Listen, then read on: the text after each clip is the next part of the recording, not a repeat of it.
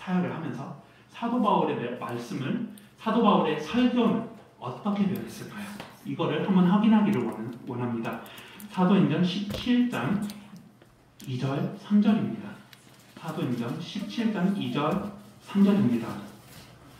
바울이 자기의 관례대로 그들에게로 들어가서 새 안식일에 성경을 가지고 강론하며 뜻을 풀어 그리스도가 해를 받고 죽은 자 가운데서 다시 살아나야 할 것을 증언하고 이르되 내가 너희에게 전하는 이 예수가 곧 그리스도라 하니. 사도 바울은 지금 이제 데살로니가라는 지역에 와서 사역을 하고 있습니다. 여기는 이제 한 3주 정도 있었던 것 같습니다. 근데 15년, 20년이 지났음에도 불구하고 사도 바울은 똑같은 복음을 전하고 있습니다. 똑같은 내용을 전하고 있습니다. 근데 이제 조금 자세히 보면 2절을 보면 자기의 관례대로라고 나와 있습니다. 관례가 되었다는 것은 이거를 그냥 한 번씩 뭐 새로운 데 가거나 아니면 그냥 이제 특별한 때에 했다는 그런 얘기가 아니라 매번 그렇게 했다는 것입니다. 매번 이 내용으로 이런 식으로 전했다는 것입니다. 그 다음에 새 안식일에 성경을 가지고 강론하며, 새 안식일이었다는 것은 그냥 3일 정도만 했다는 것이 아니라 아예 3주를 걸쳐서 이 내용을 설명했다는 것입니다. 3주 동안 성경으로 그리스도를 설명했다는 것입니다. 정확하게 얘기를 하자면 뜻을 풀어 그리스도가 해를 받고 죽은 자 가운데서 다시 살아나야 할 것을 증언하고 이르되 내가 너희에게 전하는 이 예수가 곧 그리스도라. 먼저는 그리스도를 설명했습니다. 그 당시에 유대인들이 생각하는 그리스도는 아마 정치력이 있는 어떤 뛰어난 지도자를 생각을 했었을 것입니다. 우리 민족을 로마로부터 해방을 시킬 어떤 뛰어난 지도자를 하나님께서 약속하셨다라고 대부분의 사람들이 생각을 하고 있었습니다. 근데 사도 바울은 그걸 설명하는 것이 아니라 정말로 이 그리스도께서 그냥 우리를 해방할 것이 아니라 이 그리스도께서는 죽으셔야 된다. 이거를 설명하는 것이었습니다. 사람들에게는 이게 큰 충격이 되었을 것입니다. 그렇지만 사도 바울은 계속 이 얘기를 했습니다. 이 그리스도는 십자가에서 죽으셔야 되고 그 다음에 부활을 하셔야 된다. 근데 이 그리스도는 누구냐? 이미 오셨다. 이미 오신 그 그리스도는 바로 예수님이시다. 예수가 그리스도라고 3주 동안 계속 증언을 했습니다. 사도 바울의 설교의 주제, 이거는 전혀 변하지 않았습니다. 15년, 20년이 지났는데도 계속 똑같은 복음을 전했고 하나가 달라졌다면 그 깊이가 달라졌다고 얘기를 할 수 있습니다.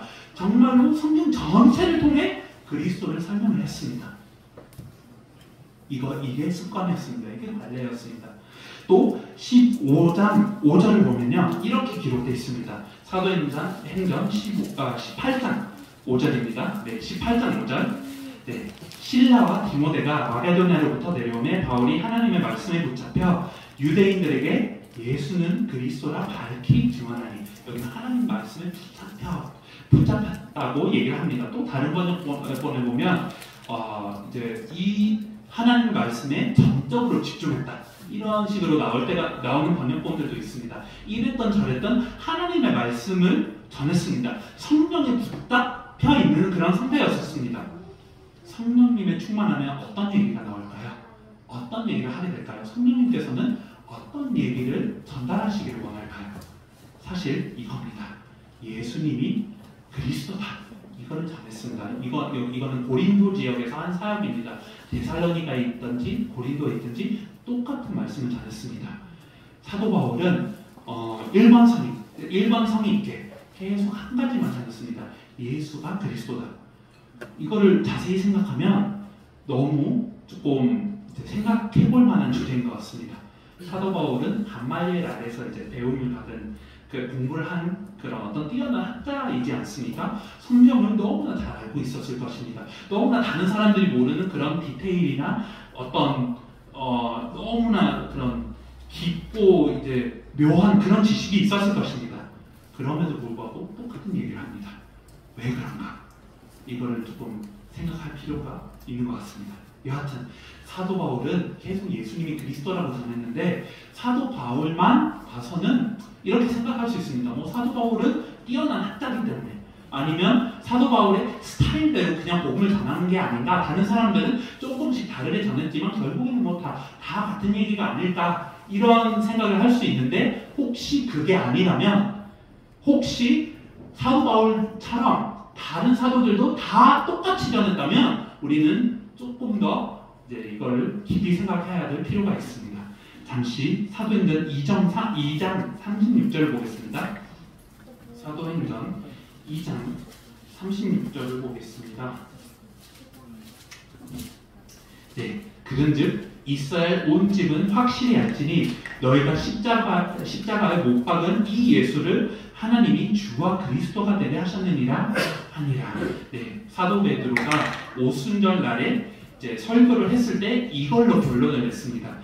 사실 우리가 사도행전 2장을 이제 볼 때 주로 이제 방언을 이제 한 그런 역사에 집중을 하거나 아니면 3,000명 이상이 이제 회개를 하고 주님 앞에 나왔다는 그 숫자에 집중할 때가 많습니다. 이 모든 것이 너무 중요한 사실들이지만 하나님께서 이제 베드로를 쓰시지 않았습니까? 성령님이 베드로를 쓰셔서 이제 베드로가 복음을 전했는데 성령님께서 베드로에게 어떤 말씀을 증언하게 했는가? 이것도 너무나 중요한 포인트인 것 같습니다. 이제 여러분들이 이 상황을 아시겠지만 이제 예수님께서 부활하시고 나서 이제 500명 정도가 이제 모여서 이제 예수님이 승천한 것을 보고 또 이제 40일 동안 이제 하나님의 나라에 대해서 이제 들으면서 이제 지냈다는 걸 우리가 압니다. 그 다음에 이제 마가다락방에 올라가서 이제 120명이 380명이 이제 도망갔을 이제 확률은 높습니다. 여하튼 이제 120명이 기도를 하면서 성령님을 기다립니다. 성령님께서 이제 오실 때 그때 이제 방언을 하기 시작하죠. 근데 그냥 이해를 못하는 방언이 아니라 다양한 언어라는 것을 우리가 알 수 있습니다. 15개의 나라의 사람들이 그 방언을 들으면서 하나님의 놀라운 일을 이들이 어떻게 말하고 있는가? 우리 민족도 아닌데 이 사람들이 어떻게 이 다양한 언어로 하나님의 놀라운 일을 얘기를 하는가라고 하면서 어떤 사람들은 하나님을 찬양하고 어떤 사람들은 그냥 술 취했다 이렇게 얘기를 하지 않습니까? 근데 이게 언제였냐면 오순절이라는 절기였습니다. 유대인들이 모여서 지키는 절기인데 여기에는 바리새인들이 다 모여있던 것이었습니다. 예수님을 십자가에 달리게 한 그 같은 사람들이 여기에 모여있었다는 것입니다. 근데 이 자리에 베드로가 나와서 너희들이 십자가에 못 박은 이 예수가 주가 그리스도이시다. 이걸 전합니다. 베드로가 목숨을 걸고 하는 것입니다. 정말로 너무나 쉽게 베드로를 사형당하게 할 수 있는 그런 사람들이 있는 자리임에도 불구하고 성령 충만해서 예수님이 그리스도라고 전합니다. 바울이 아닙니다. 베드로가 동일한 말씀을 전합니다. 예수님은 주이시고 그리스도이시다. 이걸 전했습니다. 또 다른 본문을 보겠습니다. 사도행전 5장 42절입니다. 사도행전 5장 42절을 보면 이렇게 기록되어 있습니다.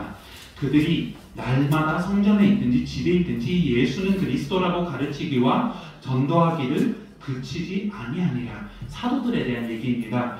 이 맥락을 보면 사도들이 너무 복음을 전해서 아예 이제 그 회당의 어떤 우두머리들이 이들을 잡고 이제 매를 맞게 합니다. 그리고 거의 이제 죽기 전까지 그 상태까지 몰아갑니다. 그리고 그렇게 이제 크게 이들을 처벌하고 나서 다시는 예수의 이름을 얘기하지 말라고 하면서 이들을 풀어놓습니다. 근데 41절에 보면 사도들이 너무 그게 감사하다고 생각이 된다고 얘기를 합니다. 방금 이제 핍박을 받았는데 예수님의 이름을 전한다고 사람들의 모욕을 당할 뿐만 아니라 매를 맞았는데 거의 죽을 뻔했는데 너무 감사하다. 이렇게 얘기를 합니다. 하나님의 이름, 주님의 이름을 위해서 이렇게 우리가 합당한 자로 여김을 받을 수 있는 게 이렇게 매를 받고 이렇게 능력을 받을 수 있는 게 우리는 너무 감사하다. 정말 우리의 생각과는 너무나 이제 다른 생각을 했을 겁니다. 근데 이렇게 하고 나서 바로 또다시 전도를 합니다. 또다시 그런 이제 벌을 받을 각오를 하고 또다시 전하는데요. 어떻게 기록되어 있냐면 날마다 이거는 그냥 주일에만 한 것이 아니라 그냥 이제 정해진 날에만 한 게 아니라 날마다 했다고 얘기를 합니다. 집에 있든지 성전에 있든지 어디에 가서나 이게 너무 좋아서 이 얘기를 할 수밖에 없었습니다. 예수님이 그리스도이심을 가르치기와 전도하기를 그치지 아니했다. 가르쳤다는 것은 이미 어느 정도 아는 사람들에게 더 깊이 가르쳤다고 우리가 생각을 할 수 있고, 전도를 했다는 것은 아예 모르는 사람들에게도 이 얘기를 했다고 할 수 있습니다. 그러니까 똑같은 메시지를 전했습니다. 불신자나 신자나 다 동일하게 예수님이 그리스도이시라는 말씀을 들었다고 하는 것입니다. 사도들이 그렇게 했다고 우리는 알 수 있습니다. 그 다음에 이제 사도행전 18장 24절부터 보겠습니다. 사도행전 18장 24절부터 25절을 읽겠습니다. 알렉산드리아에서 난 아볼로라 하는 유대인이 에베소에 이르니 이 사람은 언변이 좋고 성경에 능통한 자라. 그가 일찍이 주의 도를 배워 열심으로 일서에 관한 것을 자세히 말하며 가르치나 요한의 세례만 알따름이라. 네, 아볼로에 대해서 우리는 많이 들어봤습니다. 이제 아볼로라는 인물이 어느 정도 뛰어난 인물이냐면 고린도전서 읽을 때 고린도 후서입니다. 고린도 후서 읽을 때 이제 교회가 이제 파가 났다고 나오지 않습니까? 어떤 사람들은 개바파, 이제 베드로라는 의미고요. 그 다음에 어떤 사람들은 바울파, 또 어떤 사람들은 아볼로파라고 나올 정도로 아볼로가 영향력이 너무나 이제 강했습니다. 그만큼 이제 뛰어난 인물이고요. 또 한편으로는 오늘 현재로서 이제 변론학을 apologetics이라고 하거든요. 영어로 아폴로의 학문이 변론학입니다. 그만큼 말을 잘했다는 것이고, 그만큼 이제 이게 뛰어나게 이제 말을 잘했다는 것입니다. 성경도 알고, 그 다음에 열정이 있어서 주에 대해서 얘기를 하고, 그냥 앉아서 연구를 할 수 있는 사람인데, 그게 아니라 너무 이제 마음에 그런 불이 느껴져서 나가서 말씀을 전하고, 그리고 너무 잘 전하고, 이제 아주 이제 정확하게 하는 인물이 아볼로였습니다. 그리고 주에 대해서 너무나 정확하게 가르쳤다고 얘기를 하고 있습니다. 그렇지만 요한의 세례만 알따름이었습니다. 너무나 좋은 의도로, 너무나 뛰어난 그런 많은 특징이 있었지만 복음에 관해서는 완벽하지 않은 복음이라고 얘기해야 되나? 미완성적인 복음이라고 해야 되나? 뭔가가 부족한 복음이 이 아볼로에게 있었다는 것입니다. 오늘 이러한 사람들이 정말로 전 세계에 많은 것 같습니다. 너무나 이제 여러모로 너무 잘 준비되어 있고, 정말로 보기만 해도 너무 하나님의 사람인데, 복음에 관해서는 약간 희미한 분들이 전 세계에는 너무나 많습니다. 브리스길라와 아굴라가 이 아볼로에 대한 얘기를 듣고 너무 이제 충격을 받은 것 같습니다. 너무 뛰어난 사람인데 이게 부족해서 다음 구절을 읽어보면요, 26절에 보면 그가 회당에서 담대히 말하기 시작하거늘 브리스길라와 아굴라가 듣고 데려다가 하나님의 도를 더 정확하게 풀어 이르더라. 저는 이게 생각하면 생각할수록 충격입니다. 브리스길라와 아굴라는 사업을 하는 사람입니다. 이제 천막을 만드는 사람들인데 바울의 제자였습니다. 근데 바울이 이들에게 복음을 전했을 것이고, 이들이 이 복음의 믿음으로 아볼로를 바라봤을 때 너무나 좋고 너무나 뛰어난 사람이지만 이걸 꼭 알아야 될 사람으로 보였던 것 같습니다. 그래서 이 사업을 하는 두 명이 이제 신학자라고 할 수 있는 아볼로에게 가서 복음에 대해서 얘기를 하자고 합니다. 사실 뭐 한국의 문화라든지 뭐 세대가 이제 다르다 뭐 이런 얘기를 할 수 있는데, 그 당시에도 너무나 이제 큰 용기를 낸 것 같습니다.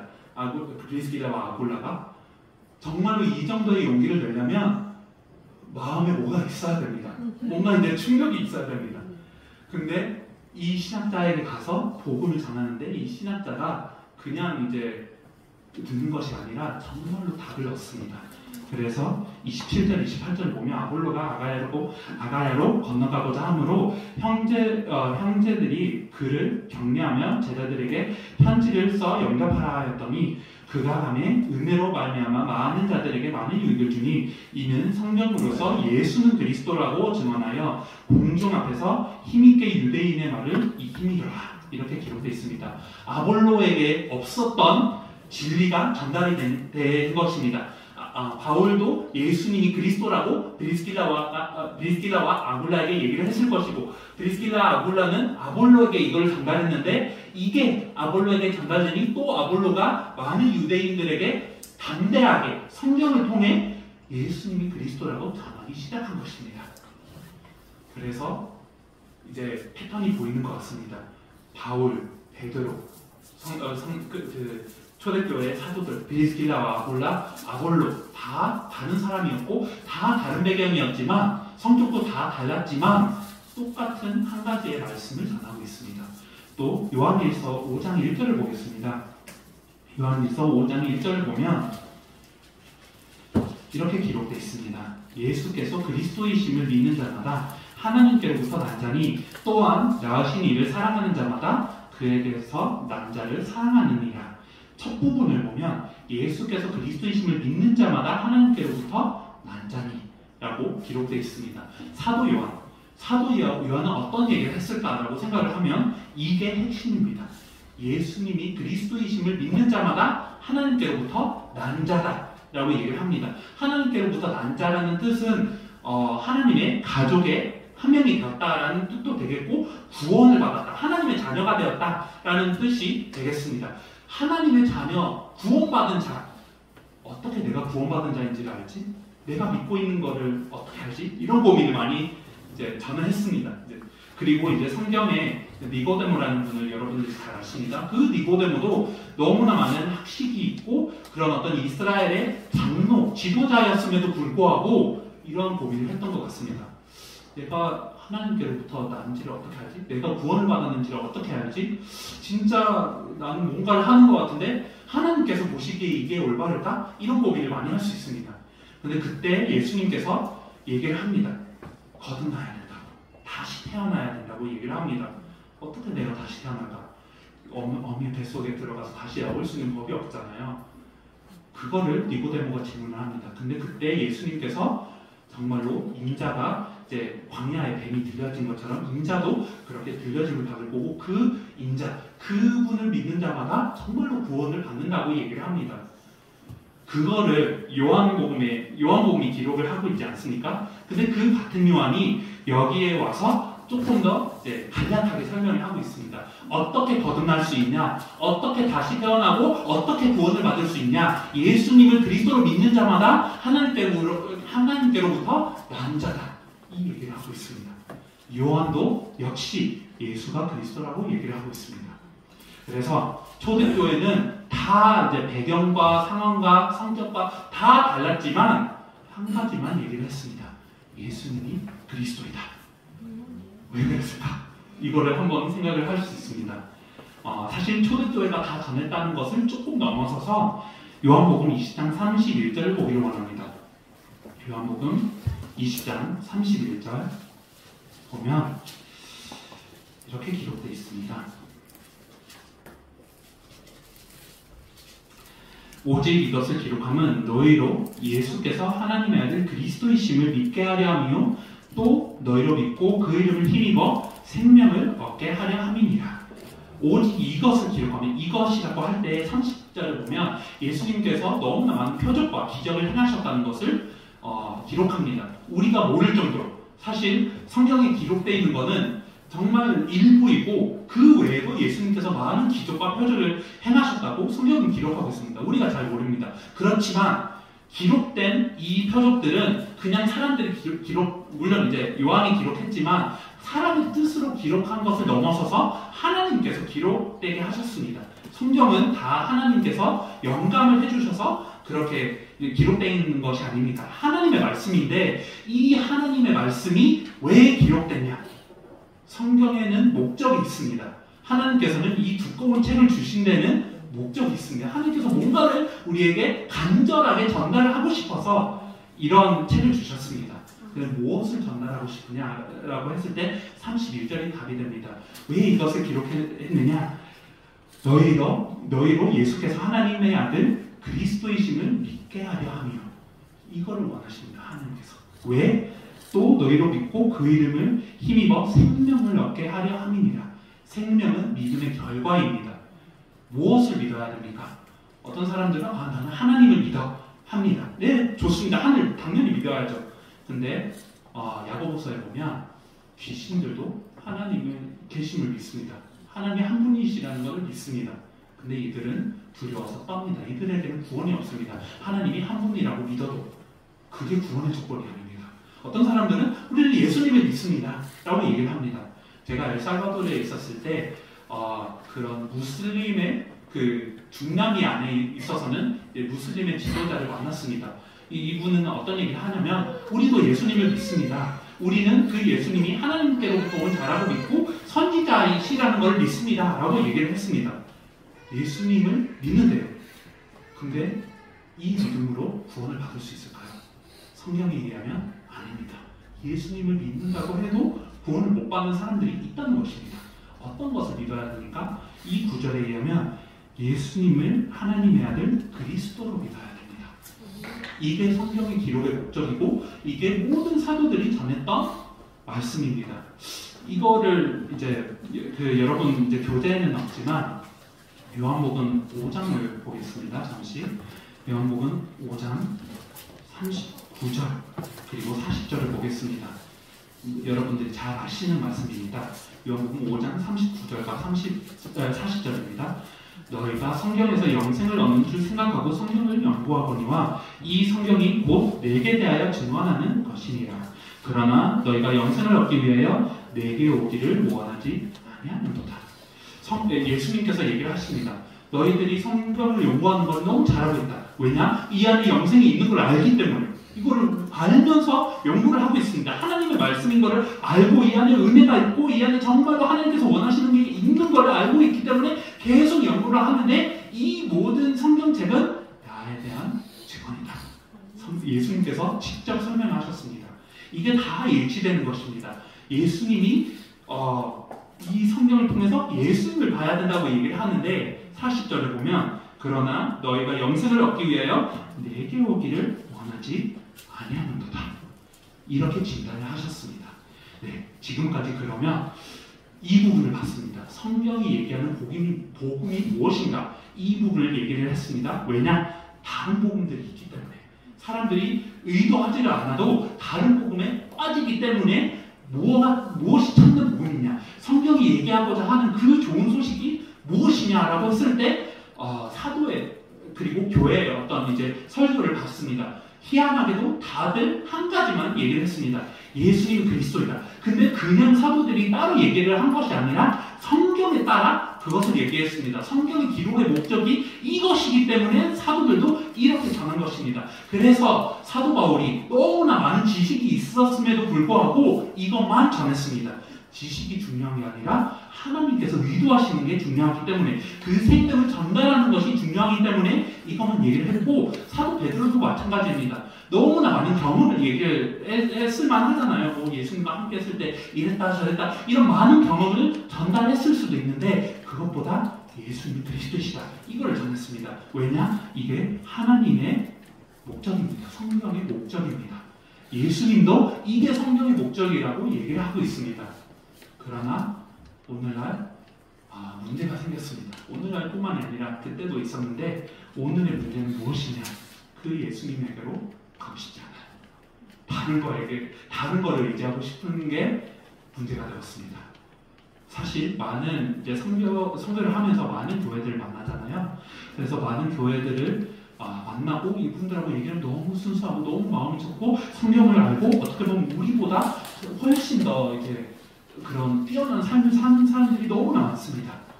근데 한 가지 공통점이 보일 때가 많습니다. 예수님에 대한 얘기는 듣고 싶지 않아요. 열심히 해야 된다. 우리는 이런 부분을 노력해서 연구를 하고 이런 거를 알아야 된다. 전문가가 돼야 된다. 찬양의 전문가가 되고 그리고 성경을 읽는 데에 전문가가 되고 이런저런 해석을 하고 정말로 이제 너무 온 마음을 들이면서 인생을 들이면서 하나님을 섬기려고 하는 사람들이 정말 그게 좋은 겁니다. 다 틀렸다고 하는 게 아니라 이 부분도 우리가 배우고 알아야 되지만 그렇지만 이 많은 것이 있지만 예수님을 놓친 세대가 되어버렸습니다. 심지어 어느 정도까지냐면요. 예수님이 그리스도라고 계속 읽어왔습니다. 그냥 예수 그리스도가 아니라 그냥 그리스도 예수가 아니라 예수님이 그리스도이심을 사도들이 계속 전했고 이게 성경의 기록의 목적이라고 얘기를 하는데 왜 예수님이 그리스도인지를 잘 모르는 사람들이 대부분입니다. 성경 현장에 가서 신자들을 만나서 계속 질문을 합니다. 그리스도를 믿느냐? 예, 당연히 믿습니다. 라고 이들은 대답합니다. 그 그리스도의 뜻을 저에게 설명해 보세요. 라고 얘기를 할 때 다양한 얘기가 나옵니다. 그분은 모든 것이고 그분은 사랑이시고 그분을 우리를 위해 모든 걸 주셨고 어떤 삶의 모범이 되셨고 여러 가지 얘기를 하는데 그 그리스도의 의미를 정확하게 잘 모르고 있습니다. 이게 오늘의 현실입니다. 다시 이제 첫 주제로 돌아가자면 왜 성경의 복음을 우리가 알아야 되고 믿어야 되는가? 모든 성경적인 내용이 다 성경에 따른 복음이 아니라고 할 수 있는 시대를 우리가 맞이했습니다. 안타깝게도 사실 모든 것이 복음을 전하는 데 유익이 돼야 되는데 오늘 그러지 못하고 있습니다. 왜 그런가? 고린도후서 4장 4절을 잠시 보겠습니다. 고린도후서 4장 4절. 그 중에 이 세상의 신이 믿지 아니하는 자들의 마음을 혼미하게 하여 그리스도의 영광의 복음에 광채가 비치지 못하게 하니 그리스도는 하나님의 형상이니라. 사탄이라는 존재가 있습니다. 우리는 이제 사탄에 대해서 많이 얘기를 하지 않지만 분명히 사탄이라는 존재가 있습니다. 그리고 인간은 공격하고자 합니다. 어떻게 공격을 하느냐? 여러 가지 공격 방법이 있습니다. 가정을 깨거나 마약을 이제 유도하거나 뭐 여러 가지가 있겠지만 근본적으로 이 많은 공격을 통해서 무엇을 하느냐? 하나님의 말씀이 하나님의 말씀으로 들리지 아니하고 빛이신 그리스도가 빛으로 보이지 못하게 하는 것입니다. 심지어 우리에게도 그렇게 활동을 하고 있습니다. 그래서 세상에 이러한 현실이 계속 벌어지고 있습니다. 복음이 되지 않도록, 복음을 들어도 그 가치를 모르도록, 그리고 복음을 알아도 그 복음을 붙잡지 못하도록 사탄이 여러 가지 공격을 하고 있습니다. 이 세대에 우리가 살고 있는데 여전히 하나님께서 주신 그런 임무, 그런 어떤 삶의 목적은 동일합니다. 저는 이제 이것만 하고 마무리하겠습니다. 왜 내가 이 세상에 살아있는가를 항상 이제 고민을 해왔습니다. 특히 교회를 다니고 나서 이제 그런 고민을 한 것 같습니다.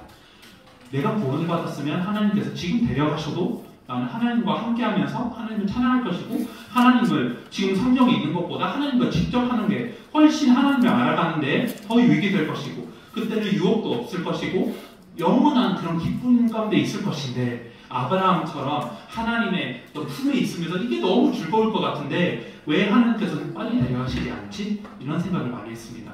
빨리 데려가시면 좋을 텐데 왜 나를 여기에 남겨뒀을까? 초신자 때 이런 고민을 많이 했는데요. 성경을 읽으면서 조금 답이 된 게 있습니다.